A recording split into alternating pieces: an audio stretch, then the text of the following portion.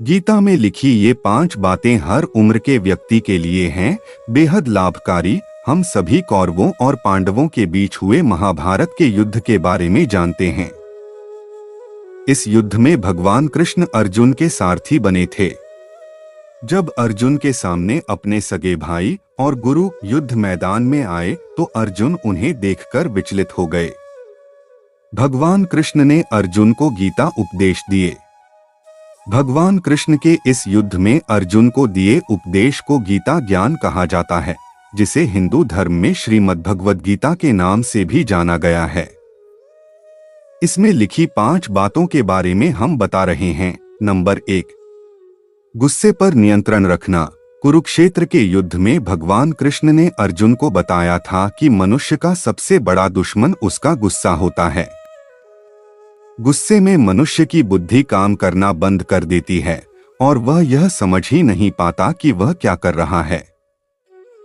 ऐसे में वह अपनी खुद की हानि कर लेता है। इसलिए अपने गुस्से पर नियंत्रण रखना बहुत जरूरी है। नंबर 2, मन पर नियंत्रण रखना। ऐसा माना जाता है कि इस पृथ्वी पर मन की गति सबसे तेज होती है। इसलिए हर व्यक्ति को अपने मन को नियंत्रण में रखना बहुत जरूरी है।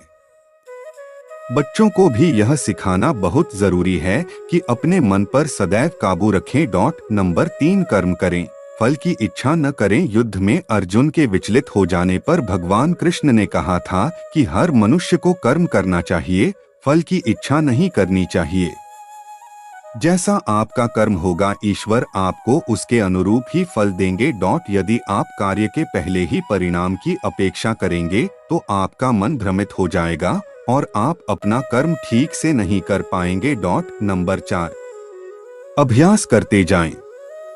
गीता में भगवान कृष्ण का एक उपदेश बताता है कि मनुष्य को सदैव अभ्यास करते रहना चाहिए।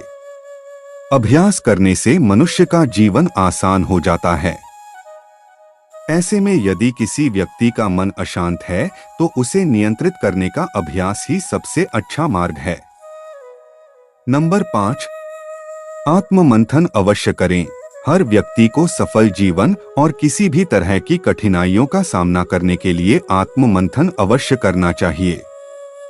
आत्मज्ञान से व्यक्ति अपने अंदर के अज्ञान को समाप्त कर सकता है।